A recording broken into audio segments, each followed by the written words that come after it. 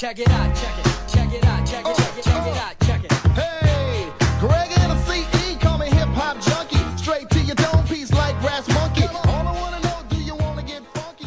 What is happening, people? Welcome back to the White Hart Way. This is season 1, episode 2. You may be listening or watching and thinking, oh, that's not Will. That's not your usual host. Don't worry. I'm not Will. He's not changed in any way. I'm simply stepping in for him. Will is away on holiday. I hope he is having a lovely holiday and enjoys the rest of it. He's away for a few days. And I'm Harry Scarfe, and I'm stepping in to host. The irony of it, I'm actually on holiday myself, but I can never say no to doing a podcast. You guys may recognize me. I'm founder and host of Scarfe's Personal, but real honor, let me just tell you that, to be hosting this brand new podcast. And Jill's also an honor to share the screen with a fantastic guest in Anthony. He has his own socials, the Tottenham Lens. It's fantastic, creates loads of amazing videos, does a load of amazing work. Anthony, thank you so much for joining me today. How are you doing? I'm very well, thank you. Thank you very much for the introduction. Yeah, definitely excited about this one, and again, sharing the stage with you today. Should be good. We've got a lot to discuss. Before we get into it, Anthony, tell people that are new to this podcast and maybe haven't seen your stuff before, what you do on social media, because I think it deserves recognition. Thank you very much. So I've created this new sort of social page, obviously Tottenham based, called the Tottenham Lens. So you can find me on TikTok, X at the minute, and YouTube. So those are the stations where you can find me on. In terms of it, at the moment, we're just sort of building up the channel. So, obviously talk about different types of Tottenham news, but also, with my coaching background, I will be sort of like analysing tactical elements in terms of the games and things like that. So, yeah, if you're not following me, please make sure you give it a follow, like, subscribe, as well as following the White Hart Way.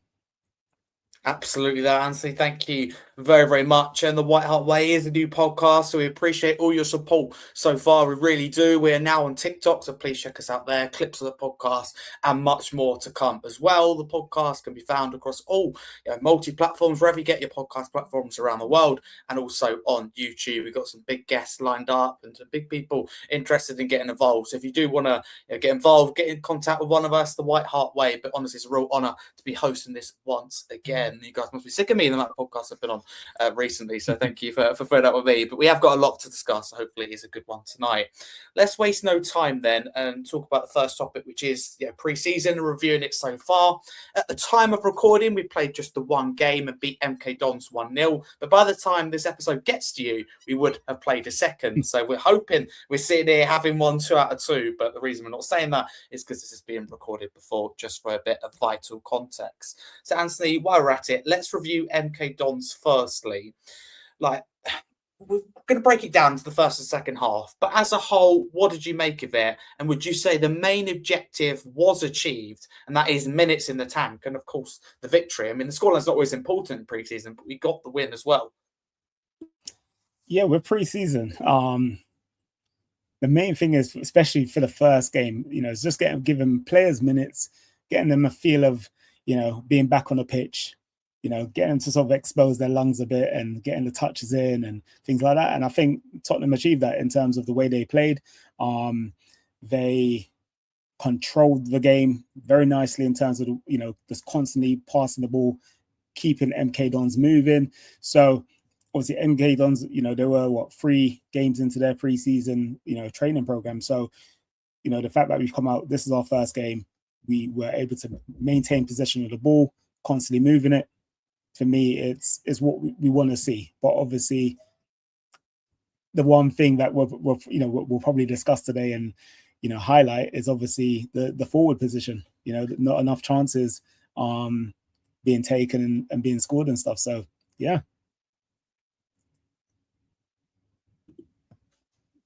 Yeah, absolutely. You're right. That's exactly what we're going to get to, Anthony. You're absolutely right. You're the expert when it comes to coaching. So is a coach, as a coach, what are you really looking for is the question when it comes to pre-season? Because the obvious is minutes in the tank. Are you looking for something in particular? Like, what do you think Roberto De Zerbi is looking for right now throughout, not just what we saw against MK, throughout pre-season?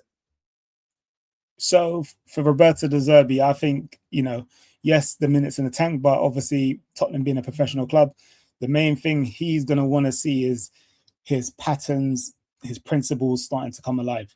And I think obviously it's not our full Tottenham squad that we're seeing at the minute, but I think there'll be a slight glimmer of, appreciation where he's thinking, okay, they've worked hard, we've kept the ball well, we're starting to see certain third man runs being implemented, etc. So I think at the moment he'll be happy, but he's not going to sit on his laurels and think, okay, this is it. He's pretty much going to be making sure that even more is being shown in the game that we're going to obviously have against Auckland City.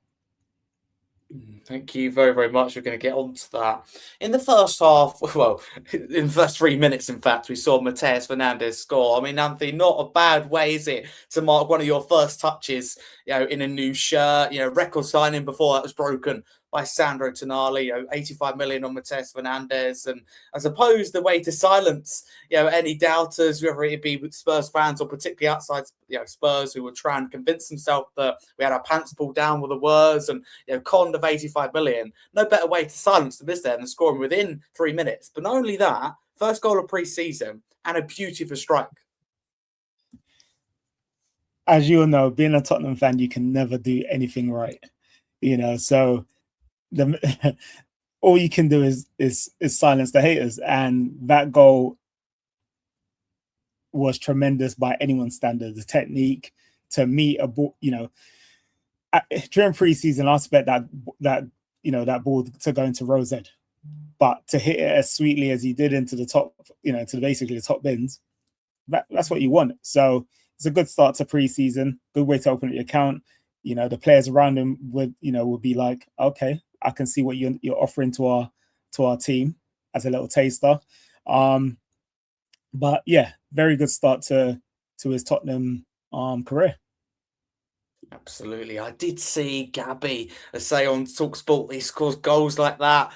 He did score goals like that, I should say, in training. I mean, what do you make of that, Anthony? I mean, that's an anti-Tottenham agenda, isn't it, really? And you're conscious of saying it as a Spurs fan and trying not to be closed-minded, but that's just laughable, isn't it? Gabby, it seems like he's had a hard few weeks, Gabby, and he's again, like most other Tottenham fans, he's picking on the wrong bunch. Honestly, he's picking on the wrong bunch, and at the end of the day, the goal was a great goal.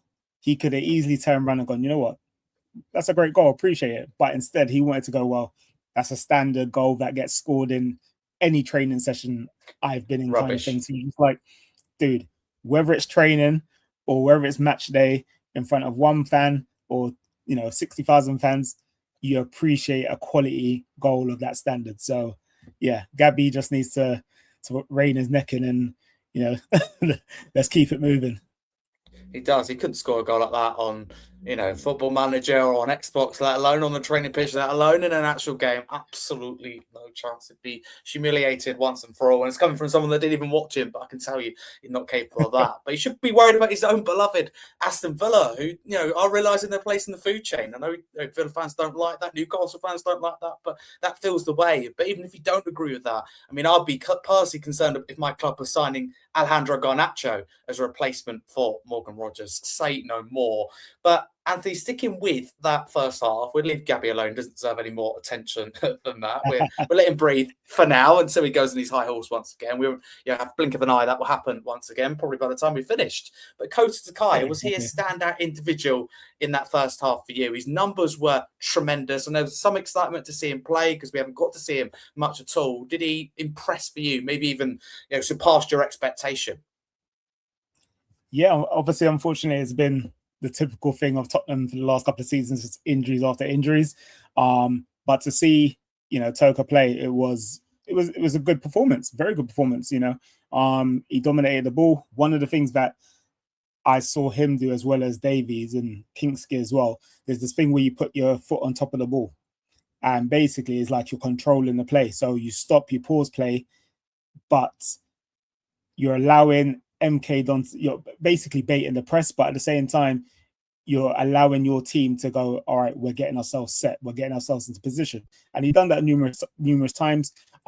Very good numbers in terms of his breaking line passes through the midfield, etc.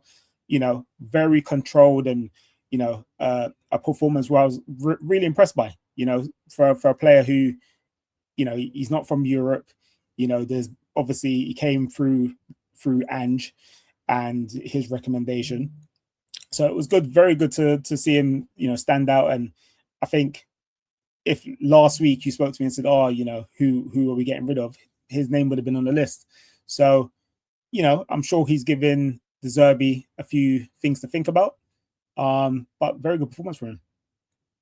Okay, Anthony, thank you very, very much. Before we do move on to the second half, Anton Kinski was the goalkeeper the first half. Of course, the Bradker was for the second, new signing. But Kinski in that first half, what really stood out to me, and I'm interested to know if you and also viewers feel the same. So if you are listening, do get in touch with us about this.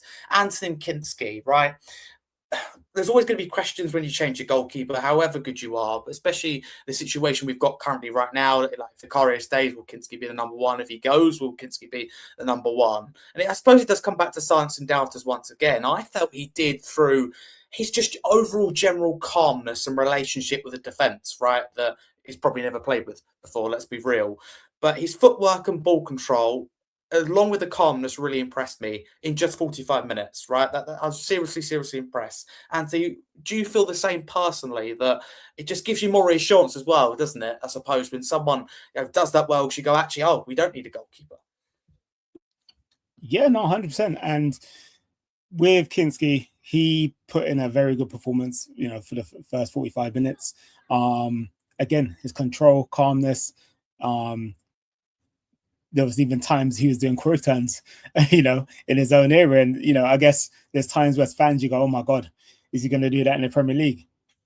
He's a professional goalkeeper who will know when to do these things or when not to do these things. But again, very calm performance for a player who's so young, but he feels like he's got a very strong head on his shoulders, and he's bounced back from, a situation where there's a lot of goalkeepers who would have got that chance again.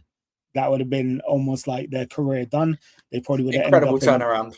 Yeah, exactly. And and this is no disrespect to the Championship.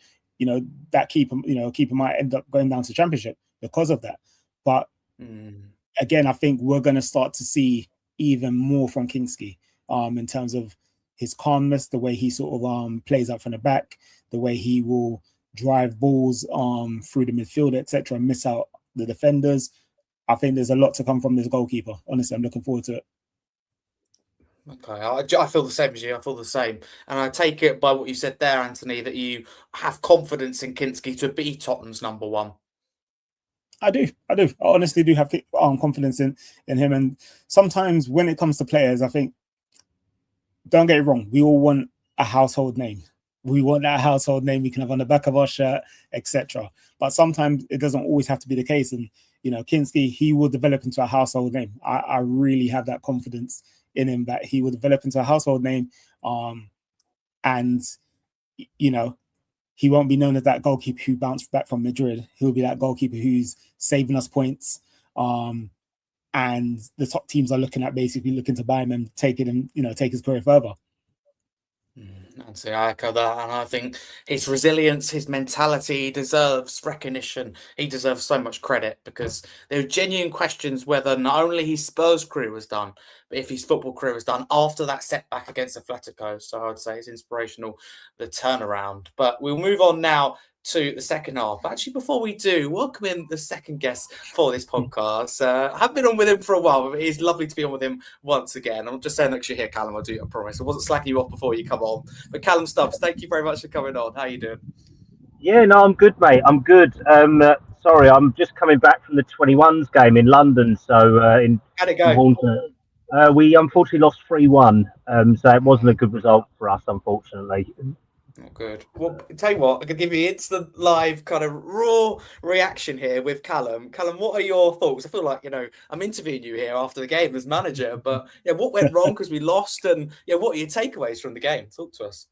Realistically, it was men against boys, like the last two games have been. So we've lost the last two, one against Ebbsfleet 2-1, then the second one against Bournemouth 2-1 as well, and now we've lost 3-1 to Hornchurch. So they're all sort of National League and National League South opposition. So we've a lot of our youngsters are sort of either going out on loan, they're leaving, they're being sold, or today, unfortunately, for Wayne Burnett's squad, most of them are in Auckland.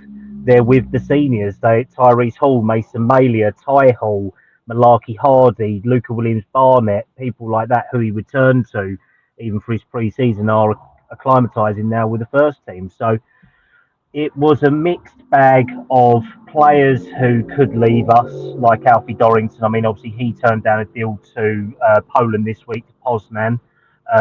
He was captain in the side, but we had a lot of under 18s today as well, sort of trying to integrate Ollie Boast, for example, who, I mean, unfortunately got put up in the air a number of times because it is men who are probably mine and Ant's age or even older, to be honest, and they're just literally putting our 16, 17-year-olds, obviously with your age, they're just going through them. It was like literally skill versus physicality today, and we scored a good goal to start off with, but then a, a quick fire succession of goals from them sort of took us down realistically, and some poor defending by us, weak goalkeeping performance by Samuel Archer as well didn't help us at all. But in the second half, we kind of tried to show something, but it was still physicality against us. And it's only pre-season, so you can't take much from it. But I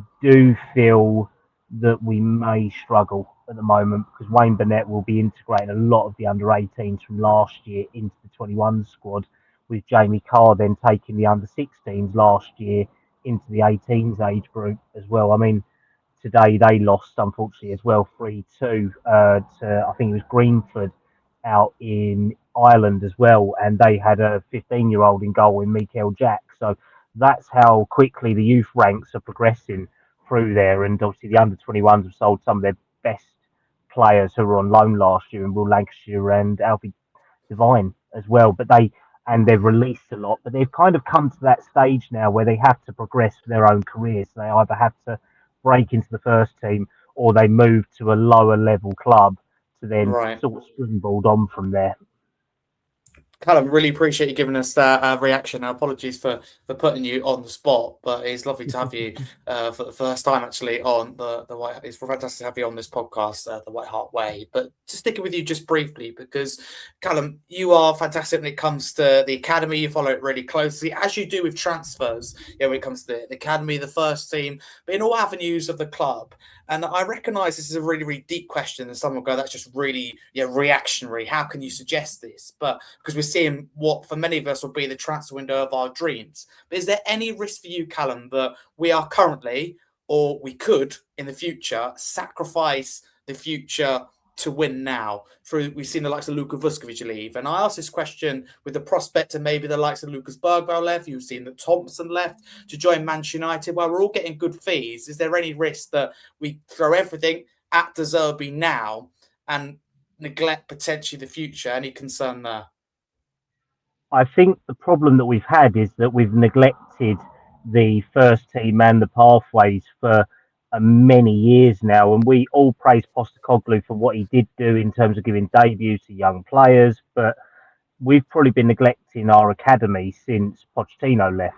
We've had 4, maybe probably only 2, if we're being honest, in Tanganga and Skip to come through to even make more than 30 appearances for our first team in a young player. And from there, we've then neglected the first team squad, where we've had the option to go and buy a 50 million player who automatically improves us, or we've gone and bought 2 25 million players who ultimately could improve the squad but don't have an impact on the first team. And by us neglecting it for so long, Roberto De Zerbi's obviously come in and he's had to rip up everything now. He's had to reset, reassess, and recalibrate where we stand as a club, because our youngsters haven't been good enough, or they haven't been good enough to get a chance within the first team, or we haven't had the opportunity to give them a chance because we've had back-to-back 17th place finishes where everyone last season was calling out for youth players to come on.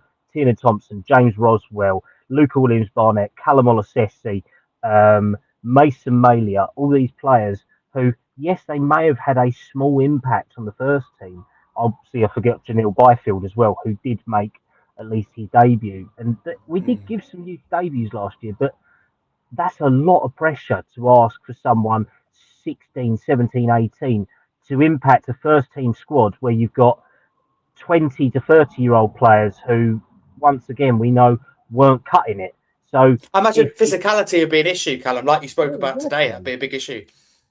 Well, that's the thing. And realistically, I mean, our first team was depleted, but we still had enough players who could have been rotated in to try and make an impact last year and the year before as well. It's poor overall squad planning which has led to this. So yes, now we're buying a lot of big players, but the problem is we are still left with a overinflated squad of players who we don't want. Richarlison, Solomon, Romero, Vicario, Sarr. Bentancur could go if a good offer comes in. Spence could go if good offer comes in. Udogi could probably go if they could find a good replacement who actually had two legs that existed compared to what he has, which is one and a half hamstrings. We've then got the options of other frontline players or midfield players as well. Lucas Bergvall, they don't want him to go, but if the price tag of 60 million is met, he could go. And that would then give you another influx of cash into there. The problem is we've got too many players in the squad as it is. We can't, if we don't sell these players, they will be outside the squad registration. So we're still paying big wages for just say Romero, Richarlison and Vicario if they don't shift on. We want to buy two forwards, but then we also need to move players on to allow them forwards to be registered as well, because I think we've got 21 non-European players or non-homegrown players registered for the squad at the moment. So you then have 4 other players that you can register, because then you're only allowed 17 in your squad in the Premier League of foreign overseas players. So we've still got to shift on 4 to then hope to get more players in there as well. It's a multitude of things, and I think, because I mean, myself and Gary Ward from Project Spurs, we were discussing this on the last couple of times we've met up at the games. We're saying that it's likely that this age group of 21s will ultimately be either sacrificed or moved on to allow greater emphasis on 16, 17, 18-year-old profile of young players to come through, because this class now, they're kind of in no man's land. And with the change of strategy to go for this win now strategy, we may have to sacrifice 1 to 2 years worth of player profile to reassess and recalibrate the academy, because we need to have full alignment in style plus aims of what the club wants to do and also what the manager wants. Because obviously we heard De Zerbi talk today and he said he doesn't care about age. He likes to have players who are willing and ready to play. So if that is Luca Williams-Barnett, Janelle Byfield, and I don't know, Callum Olosesi, they're all under the age of 20. They're all under the age of 19, I believe, apart from Olosesi, who has probably just turned 19. So these are already a younger age group of young players compared to Jamie Donnelly, Mikey Moore, Will Lancashire, Alfie Dorrington, Ash Phillips, and Dane Scarlett as well. They're all 20, 21, 22. So this might have to be the sort of age groups we have to sacrifice to buy into the ready-made model, but then also have younger players integrated who are ready and who the manager deems as ready to make an impact on there as well. Because we don't have a lot of games this year. We've got probably less than 50 games this season as well. So you've No Europe, so you've got no Europe. You're going to have a couple of probably just say 4 Carabao Cup games. We could have 3 or 4 FA Cup games, depending on how far we go. Then 38 games in the league as well. So it's not great numbers, but there is still space for the younger players to make an impact alongside a winning ready team as well. Because if your players are win ready, then they can get ahead in a game. Then you can offer them minutes for a player to develop as well. No, that's a great last point I think you make there. Callum, thank you very, very much. As always, fantastic in-depth analysis from you there. So thank you very, very much. From your car as well. Pretty impressive if you ask me. Anthony, coming to you, we will move on to more positives, I promise. And I know this sounds quite somber after what is an incredible window. And by no way am I downplaying in any way, shape or form what we've done this window. But I do think there's a legitimate question. Are we throwing all our eggs in that basket and having no basket, in the future?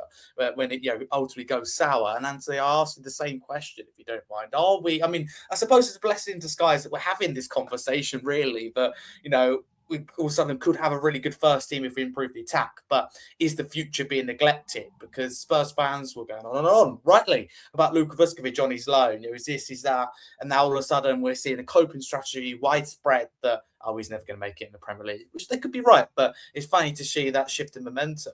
So the question really is, are we sacrificing the future to win now? And if we are, or if we continue down this path, do you think that is okay if we win now? And because some people just go, do you know what? Bergvall can leave, if it means that Alex Scott comes in, for example. This is the way people look at it. Like, all these players can go if it means that we sign a Krupi or Krupi equivalent.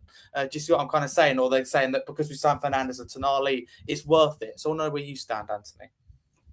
No, to be fair, I don't think we're sacrificing the future to a certain extent. So a bit like Callum was saying, there's a certain part of the future where you're going, all right, cool. Yes, we're going to have to sell them, but we've still got loads of young players in the squad. We've still got, Bergwall. We still got Fernandes, who obviously is young. You got your doggy's quite young, to be fair as well. So we still got young players in the squad that we cannot, who's our future. But the issue is we have been put in a condition, we've been conditioned to basically be, how can I say this? Under previous, obviously, leadership, all we did was buy youngsters. That's all we did was buy youngsters, because we were never buying the 100 Is it one extreme to another? Is it that knee-jerk reaction, or do you not think so? It seems like it's one extreme from the other, but I think it's more the fact that we've neglected the squad for how many years. So because we've neglected the squad for how many years, we've got to go, all right, well, we've got to go and buy that £100 million player. We've got to buy that £85 million player. And that's just how the market is these days. It's like we could be a Brighton and go, all right, great, we're going to buy this young talent and pay 30 million for him. And he will have room to grow at Brighton because there won't be that pressure. But Tottenham, we are a big club. We are a big club. We should be up there competing. And is as simple as that, really? So but at the same time, as a youngster, if you're not ready to make it, if you're not ready to be in the first team, to play first team football at that level, it is dangerous. Having players play first team football, they're not ready. That can absolutely ruin their career. So I'll take something. We're acting like a big club, aren't we, this window? Yeah, well, that's it. We've got to make those movements, and we've got to do them quickly. We can't be standing around waiting for other clubs to make a move and stuff like that. We've got to move quickly to sign these players, Absolutely.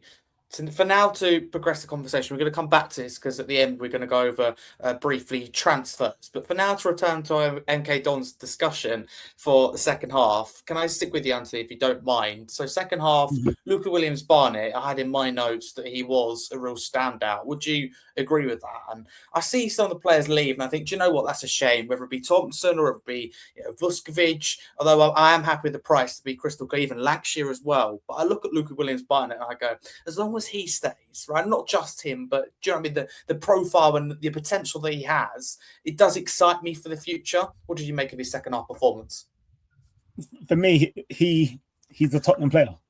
He's a Tottenham player. I like the way he plays, and this is not me going on a lifelong rant or story or about growing up in a council estate. He reminds me of that street footballer, that profile of player who has the ball at his feet. It doesn't matter if someone's in front of you, I'm going to beat you. That confidence, that arrogance, that is what I love about him. And honestly, I'm probably going to wake up at 4 o'clock in the morning to watch this game, but I want to see him on the pitch. I really do. Honestly, like him coming on and playing was refreshing to see. just a player going, well, I don't care what anyone thinks. I'm going to play my game. And if I score a goal, great. If I make an assist, great. But I'm going to play the game that I love. That's what I love seeing with Luka. So honestly, I look forward to hopefully seeing more of him. 100%. You get up at 4 a.m. Wow. Let's see if anyone viewing. Are you getting up at 4 a.m.? Do you know what? You have my respect if you are. To be honest with you, unless it was England, of course, we didn't have a 4 a.m. game to my knowledge. We did have one that was pushed back to like 2 a.m. and I did stay up to that, I know. But you're not going to get me staying up for World Cup games at 4 a.m. or waking up at 4 a.m. You may not get me for this one. Spurs men's team, in terms of proper game, maybe, or later in pre-season, but I don't think I'll be doing it. We'll see. Could be the hypocrite when it comes to this. But no, thank you very, very much. Kallum, as a whole, though, to review MK Dons, I know it feels like a few days ago, but this is the episode after the game. For you, overall thoughts, of course, for those that didn't watch or are unaware, I'm sure most will be, but completely different 11, as you can understand, in both halves. What are your thoughts overall? And hopefully, I know the result is not important, it's about the minutes in the tank, but hopefully the first win of many this season, eh? Yeah, definitely an early stage pre-season. I mean, they'd only been back a week.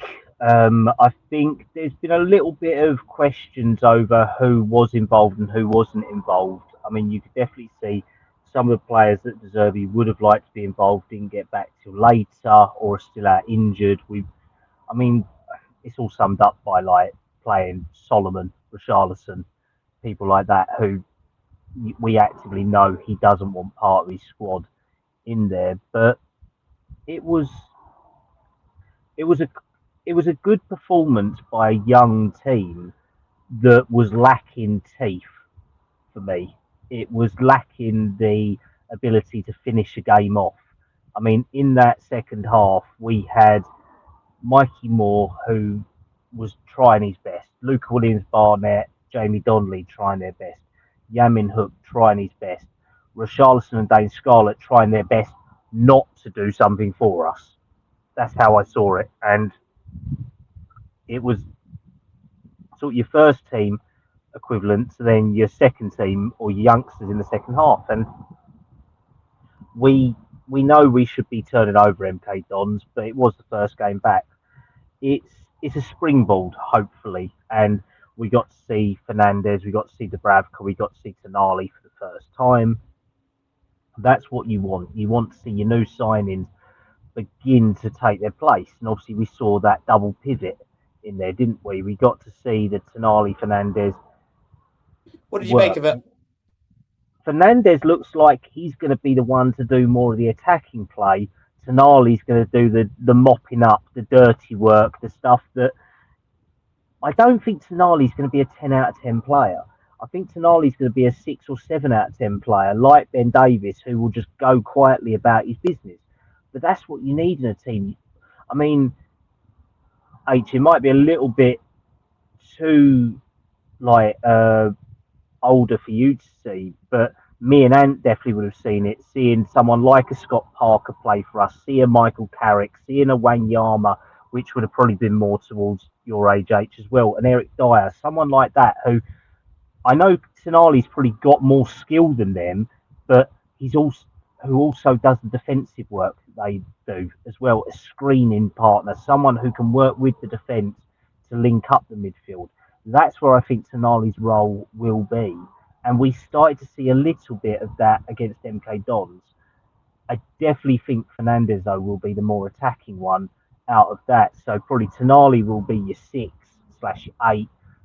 Fernandez will be your more out-and-out 8. And then you'd have a 10 or some sort of shadow striker, something like that in front of them, who will play off of the front man to do that. And that's what De Zerbi sort of does with his patterns.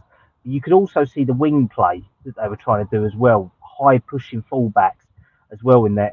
And this links back to the under-21s games as well. They're trying to do that in the academy now. You start seeing some of the ways that De Zerbi wants to play is being integrated. So you've got your 6 who drops deeper to pick up the ball, to turn it over and move into there. That's and good then to your see. fullbacks and the forwards as well.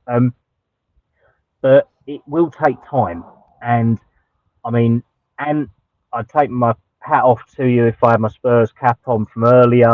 To say if you're going to get up in the morning and all that for the 4 o'clock game, but I've done pre-season games before, and usually when I've gotten up early for them games, we usually lose them. So I lose 2 hours of sleep, and then we lose the game. So I am, You need to stay in bed then, Callum, please. yeah, I'm bitterly annoyed after that. But we we don't know what we're going to see with the games coming forward, because that's a it's a much larger pre-season squad than we usually see. We usually see 25 to 27. We see 35. 35 players, and yes, there's youngsters in there, but a lot of them youngsters actually played against MK Dons over the first team players who haven't done anything. A lot of them have been out the game for 3 to 4 weeks since the World Cup as well. So I won't probably expect to see Van Hecker or Van der Ven starting tomorrow. I may be wrong, but I don't expect it. I mean, I hope we don't see Mason Malia play, because he definitely weren't ready from what I've seen to even be in the under 21s, let alone anything else. But the pathway is there. The patterns of play are there to see from De Zerbi. And I know I spoke to Harry a little bit about De Zerbi earlier this season. I think it was February or March time when we started to be linked with him, that I said he wasn't my choice. I still stand by at the time that it was not who I wanted. We all wanted Pochettino, or a lot of us wanted Pochettino, but the more I see it, he has won me over, and I'm happy to say to be proven wrong. And the styles of play that we're seeing, the players that we've brought in, at least from the back to the middle, look like they're suited towards him.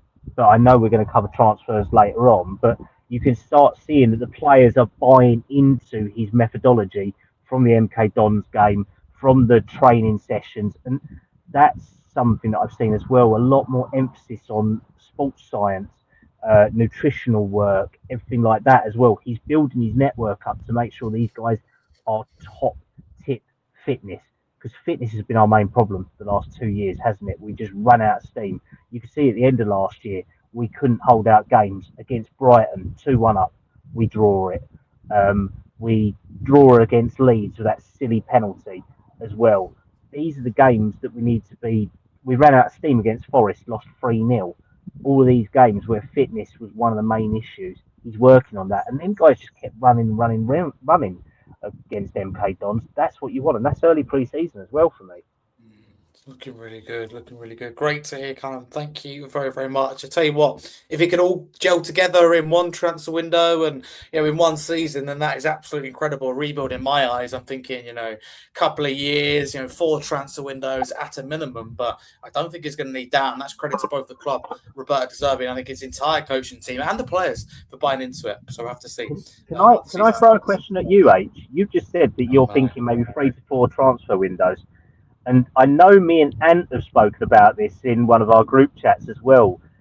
Right. Will Roberto De Zerbi last 3 to 4 transfer windows with us? If I was being fact-based, no, based on how long he spent at previous clubs. If I had to predict, I think he'll spend longer here. I personally think he'll spend 3 years here, 3 full seasons.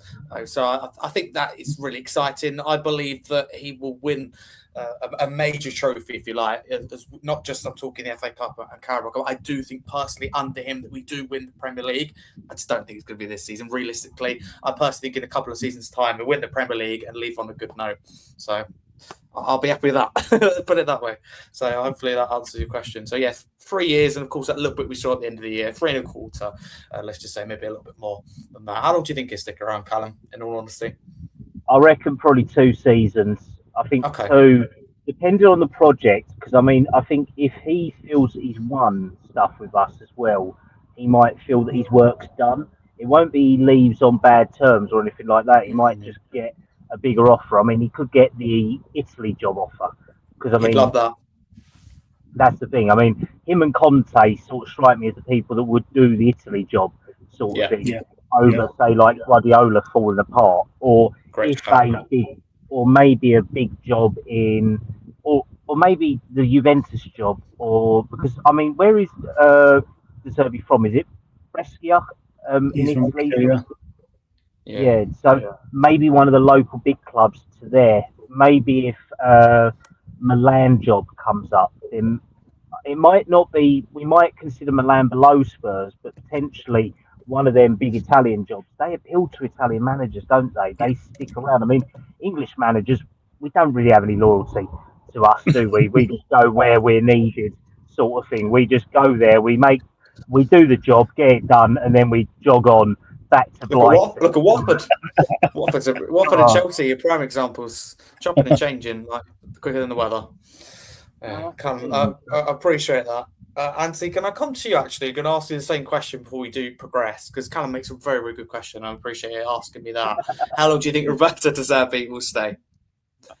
Again, yeah, about 2 to 3 years, I think. As long as, at the moment, he's getting what he wants in terms of the rebuild and getting the players in, etc. And he needs to be kept happy and, let's say, entertained like a child. But as long as that sort of happens and he's progressing the team and I guess we're winning, I think we're looking at 2 to 3 years. I think within that time, there will be other teams that will look at him and go, oh, okay, he's done this to the squad. He tore up the Tottenham project, rebuilt them from scratch. Yeah, I think 2 to 3 years.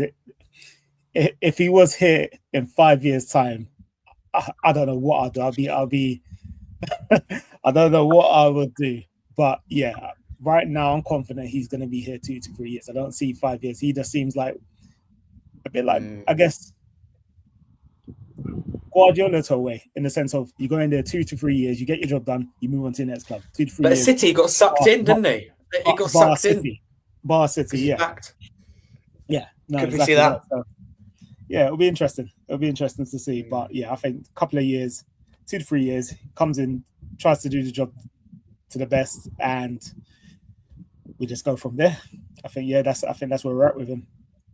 Exciting times. And don't get me wrong, of course, you don't want to lose some of these younger players. But A, I think it's credit to our selling. And B, I'm so glad we're having this conversation. If you said to me, 3 months ago, 6 months ago, whatever time frame you want to put on it, Harry, you were having this discussion where finally this club stops fantasizing about signing players for 2032 and neglecting the football club now, which is why I believe we nearly got relegated last year. If you said to me, we'd do that and we'd sign ready-made, and let's be real about it, players that other top 4, other top 6 clubs would have signed. It's Tonali's, the Fernandes. Make no mistake about it, includes Senesi, believe it or not, in that. He's, in my eyes anyway, a 40-45 million pound at least defender. If he's not on a free, that's a big signing. Just because it's a free doesn't mean any different in my eyes anyway. In fact, it's credit to us for picking up Van Hecker. These are big names. We've seen a real shift in our transfers. But Harry, please do. I'm not going to go down the route of transfers just yet, because we want to talk about the squad first that we've seen for the pre-season tour of Auckland and Sydney. As Callum rightly alluded to earlier, bigger squad than usual by a margin as well. 35-man squad, which is, I imagine, with all due respect, even though we've got a big and bulky squad all of a sudden, hard to pick when you've got a lot of players that have an extended leave or family situations, have been the World Cup, etc., etc. I imagine that is quite hard to pick, even though we have strengthened. And so coming to you first, are you surprised to see Lucas Bergvall in there? There's been a lot of conversation about him. And if I had to, predict, and I think others would back me up on this, I would have predicted Bentancur to be in there, but not Lucas Bergvall. So that'll come as a surprise to some. But focusing in on Bergvall, can you read into anything, him being in there? I know De Zerbi spoke about him today, saying I haven't had a conversation with him. Yeah, I like him, etc., etc. But being really, really clear that if you don't want to be here, go. No, I'm not surprised Bergvall is in the squad, to be fair. I know there's been a lot of talks around his future in terms of Newcastle and Forest and stuff like that, placing bids, but really and truly, if we really look into it, Bergvall, he's not disliked by the manager. He hasn't got into any real conflict with the manager. It's more of a situation of he's just worried about what minutes he's going to get. So obviously, in my eyes, he's going to go to pre-season. They're going to have that discussion. He's going to train with the squad, see what the new project is like, and we go from there. But I'm not really surprised that he's in. He's in there. Bentancur, quality player. I think with him, it's a mad one because he's had so many injuries. And I think the last one, or the last couple, he just hasn't come back the player that we've known him to be. So, I think it's a case of, yes, he goes to preseason, see what, I think he, in the manager's eyes, he's earned the right because he put in a real shift towards the end of the back of last season. But he's another player who could potentially go as well. And to be fair, some players are for now, and that might be for a short period of time. Some players might be there for the long term. You might get a player who's there, for long periods, like your Son, your Kanes, etc. But I'm not surprised. I really am not surprised that Bergval's in the squad. And I'm not surprised that Bentancur has been looked at as, if they got the right offering, that he ends up moving on as well. But that squad is a massive squad, though. I think in terms of the squad, I think it's just a case of, I think it's planning in the sense of, we've had a lot of injuries over the last years, etc. It's a World Cup year, so there's players who are missing, etc. So they're just basically saying, all right, let's bring these extra players in. We'll have young players come over and get that experience of being around the first team. And then if any injuries happen, then we can obviously put some of the youngsters in. Some will just train with the team while they're there. But yeah, it is a massive squad. That's for sure. I think everyone could be in agreement on that. Kallum, briefly coming to you before we preview Auckland FC, which is the game that, well, ultimately when this episode reaches people, would have concluded, and we know the result, and we know a lot more. As simple as that, put it that way. But Bentancur and Sarr miss out. De Zerbi saying that the midfielders were granted extended leave after the World Cup, with Bentancur recovering from a tough season, that's what his label had. Interesting, make of that what you want. And Sarr handling a personal issue, so adding that vital context there as to why both miss out. But Kallum, what I do want to ask you about is the attack. And again, I don't want to be negative, it's important to stress, but does the attack stand out in a negative way? And I know that is credit to what we've done in defensive and midfield positions and goalkeeper positions, actually. But when you look at the squad, it stood out to me, did it stand out to you when you looked at the attack and went, oh, that isn't, quality? Yeah, I mean, ideally, it's not the attack we want to be going into the first game of the season with. And there was potentially some hope from some fans that Kudus would have been on the pre-season tour. Kulusevski, we know he wouldn't be there, but we've still got Matthias Tell has gone with the squad. He's someone that the fans, a lot of us like.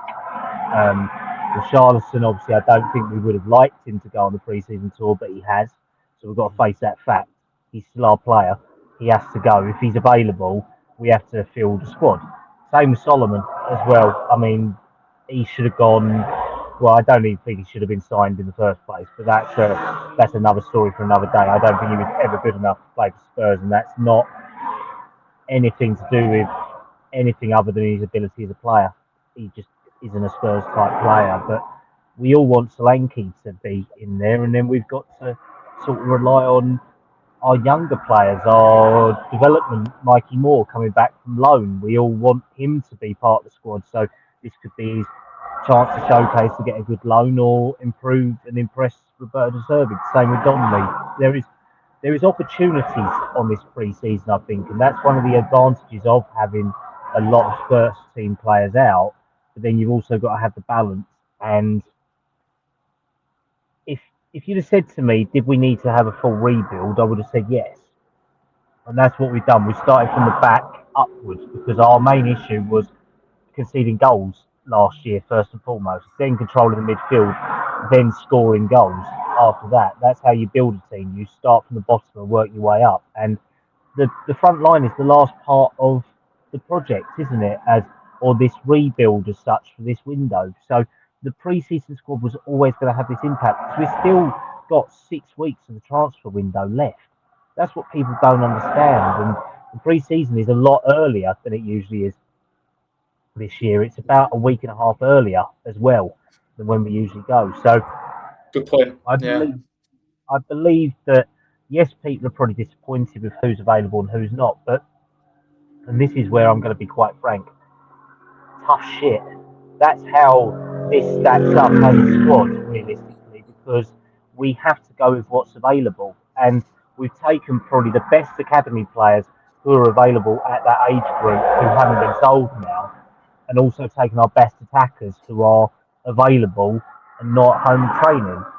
That's that's the simple reality of it. Is yes, we probably would have liked to have Savinio done if that deal was going to happen, but it's not done. So you can't live in hypotheticals. You can't live as if you're playing Football Manager. It's real life we're living in now, where Spurs as a squad and as a business have taken their highest valued assets to a high value marketing pre-season, because we know that's what pre-seasons are for. It's all about Always, yeah. marketing. Yeah. Auckland, we're going to Australia as well, aren't we, as part of this one? So, I mean, I think it's probably the wrong time, because obviously we've not got an Australian manager anymore, but we still have a massive Spurs fan base in Australia. There's a big Spurs fan base in New Zealand as well. And we cannot forget, this is all about amortization. It's about marketing. And they want to see your big players. A lot of fans probably don't know about the ins and out workings back here of Richarlison going. They just see Richarlison on the pitch. They probably think, oh, he's last season's top scorer. So they want to see him. That's the thing. They want to see this aspect to it. And yes, we've got 6 new signings going on this. Well, five of the 6 new signings going on this tour. That's what we've realistically got to say. That's pretty good return rate, I would say, from where we have been previously, where under Enoch we've had maybe Ndombele go on the pre-season tour with Jack Clark, and then we have Lo Celso and Ryan Sessegnon turn up 4 weeks after the pre-season has already been done, and they both turn up injured and we don't get to see them till January. That's the reality we're in now.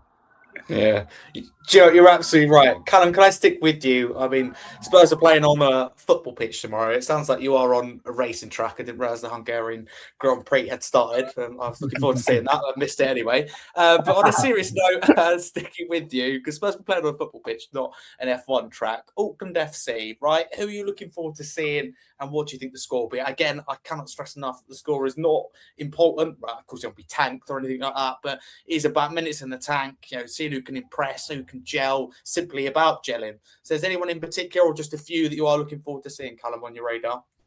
Well, I mean, it's going to be interesting because obviously Auckland don't have a manager currently, I don't believe. So they are managerless.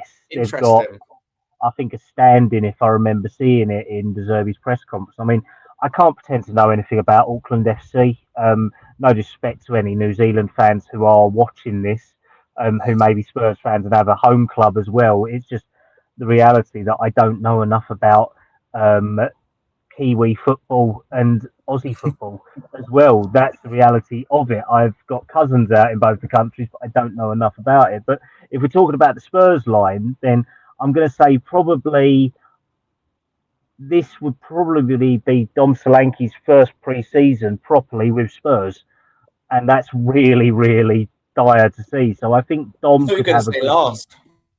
No. They don't want to sell him. Dom's not going. They want to keep Dom. They want Richie to go, but turns out Richie doesn't want to go. So that's the fun part of it. We hear that every year, that Richie wants to stay, but Tottenham want him to go. When do you just go, shut the door, out? I know it doesn't work like that. Is it simply that clubs aren't? Because I know you transfer stuff, you're up with all that. From what you know, I know this is off topic, but I think it's important. Is it the clubs just don't want to sign him, they don't want to pay the fee, or is he just plain right refusing to go? People want to sign him. It's just the countries that want him. I mean, Brazil, there's clubs in Brazil who like him and they want him to go there, but they can't afford the fees. They're like the Italian clubs with Romero. We put a price tag of 40 million on there. They want to buy him for 20 million. What about Saudi under Ange, Al Nasser? They've got the money, 100 million, maybe, 150. Well, they like Richie. He's had lots of links to Saudi. The problem is he doesn't see himself going there. That's down to the player. He doesn't want to go there. He's just done his English citizenship test, so he now officially can qualify for an English passport as well. So any move that could happen would have to be to a Premier League club, because he's just done it. I mean, return. I think he would like to go back there. I don't know whether there's any interest, though. The only interest that Everton have in Spurs players is Spence at the moment. That's the only reported interest, and that's one that I think the majority of us as fans, unless we was offered 60 or 70 million, we'd Yeah. probably say no, because the replacement options, Neco Williams, Brooke Norton-Cuffy from Genoa, Aaron Wan-Bissaka, they're all nowhere near Spence's level. That's the thing. That's one But to monitor. One to monitor. for definite. But no, I mean, I think the Auckland game will probably, because a lot of the other games are against Premier League. Well, I know we've at least got one or two Premier League opposition games, haven't we? I believe we played Chelsea and Chelsea what? and Benteke.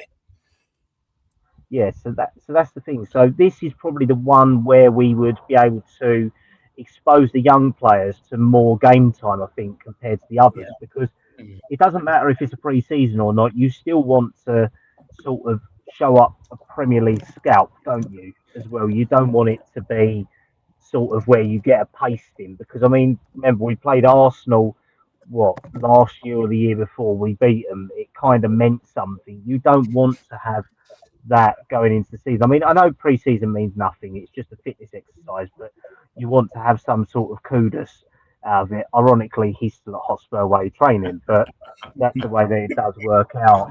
But no, I think maybe Luca Williams-Barnett, Mikey Moore, because they can both play 10. They can both play left. I mean, my main issue that I see at the moment is our right wing, because we have no natural right winger with us on the tour. Ultimately, I don't think. If I'm incorrect, then please let me know. But Yeah, I think you're right. I think we literally, whereas we want to buy a left winger, we have actually 4 players who can play on the left wing in Moore, Barnett, Ritchie, Yeah. and Tell as They all well. they're all minutes, weren't they, Callum? You'll know from the academy. You know, they don't want to just play 0 minutes, do they, in the season? And Anthony will know from being a coach that they're not going to be happy if you say, okay, you'll be in the first team, but you're getting 0 minutes this year. I know it doesn't work like that, but they won't want to be fourth in line, will they, for the left wing No, position? exactly, and that's one of the reasons why. I mean, I saw a lot of people say this week that's why Thompson left. That is complete and utter lies.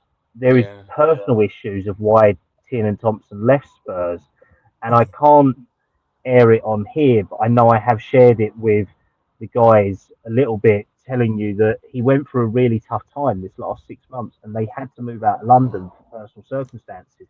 It was nothing about game time or anything like that. It was a personal situation, Yeah. and that one I'll defend Thompson on, because it being at Spurs and down here just wasn't going to help him anymore. Simple as that. And it didn't matter about the pathway or not. I mean, Some things I are know more important than football, though. Let's just be honest. As much as we want him to make it, and his career is really, really important, you know, things get in the way, and life does come first. Family comes first, and stuff like that. No, of I course. mean, remember, he ain't kicked a ball and all that for our first team, and we've got potentially 8 million plus matching rights and 20% sell-on clause. So, I mean, that's what big club academies act like. I mean, remember, we're a Cat 1 academy as well, and that's what I think this pre-season tour will do as well. It will show a lot of these young players off who want loans or could be sold as well. Yeah, raising the valley. Maybe not as much as the World Cup with Spence, but anywhere near that, then we're all very, very happy, even if we want to stay. But Anthony, coming back to you, because we need to wrap up shortly. Auckland FC score prediction, but more importantly, who are you really looking forward to seeing? Because I imagine the list is like that, right? You know, longer than your shopping list, times about 10, I'm sure. But if you had to narrow it down, who are you most looking forward to seeing? I'm interested to know particularly what you have to say from a coaching perspective, and I'm expecting one of them to be outside the box. No, I think for me, it's not going to be anything outside of the box. I think I want to see Fernandes. I just love the way he plays. I just love the way he's dictating play, controlling, and combining so far with Gallagher and Tonali. That is what I've been missing from Tottenham for a while. Just players who are going to control that midfield, So yeah, for me, it's Fernandes. He's the one I really want to see at 4:00 in the morning. Well, I won't keep you for much longer because you've got to get up. No, that's all right. Callum's out. I think Callum. I'll check my phone at 9 o'clock in the morning. He's left the racetrack thinking about it. It scared him away. Mate, from mate, it's what race. Spurs. It's what Spurs players for. I'll be watching it on playback. Yeah, I that's the don't thing. blame You you, get man. up. We can get up at 4 a.m. and Spurs play doesn't even work. And how annoying must that be? Until you have to You, let us you know know what it Actually, is? it's working.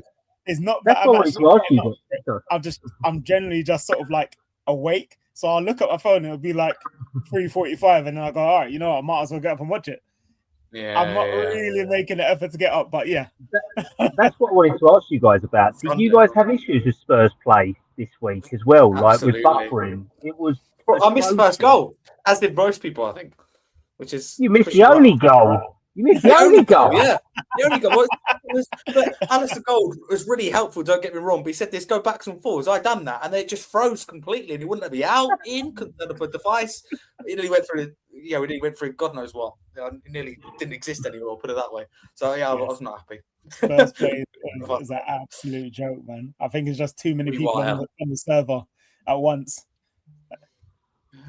Who built it? I don't know. Clearly didn't do a very good job. There was someone who did build the new Spurs app, and he did get a lot of stick on LinkedIn last year because it was all linked to the One Hotspur stuff. It was linked to the ticket sales. It was linked to the season tickets. It was linked to Spurs play. Well, yeah, the app, and that's the thing as well. The app is now the Tottenham Hotspur Stadium app more than it is Tottenham Hotspur Football Club app. That's an interesting thing as well. That's the problem. I mean, the guy got a lot of pelters, and obviously we know this is a podcast that is going to go out in the daytime, so I've had my one swear for the night, but the amount of abuse that this person got, and I make people right because the system is absolutely diabolical. I mean, he said it was the best app he's ever created.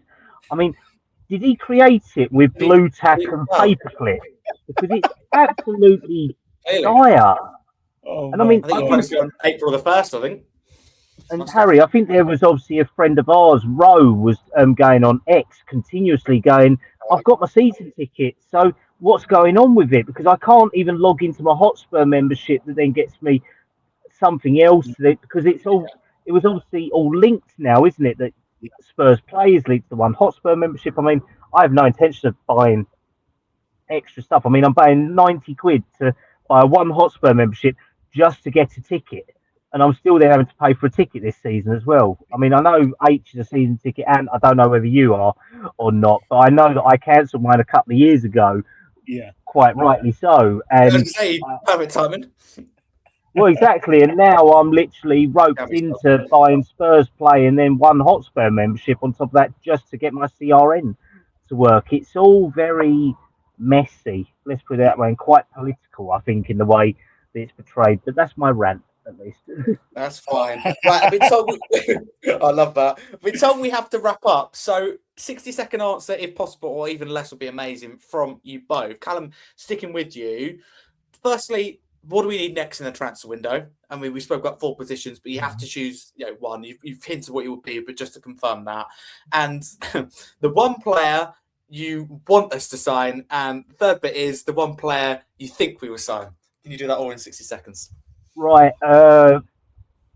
We've got to cover 4 positions, so we need a versatile forward that covers all 4 positions. There you go. That's actually the club recognised profile of what I've been informed on. I believe that we want Krupi. I think Krupi would automatically improve us. I believe, though, that we will probably end up with Savinio as the next player. That's what I'm thinking. Okay, interesting. Kallum, really appreciate it, and thank you for your answer. And so we've spoke on my podcast, Scarfe Spurs, before, so I know what you think. So my question for you is trimmed down a little bit in terms of the one player you want us to sign from now to the end of the window, and also in contrast, the one player you think we actually will sign. bloody hell.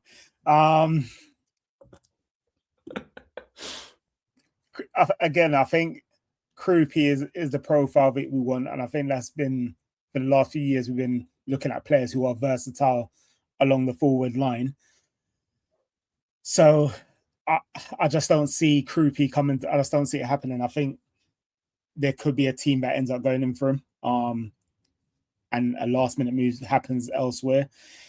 But in terms of the player that we do sign, difficult one because the striker market's a bit dried up. But I'm going to turn around and say, I'm going to throw out Marmoush.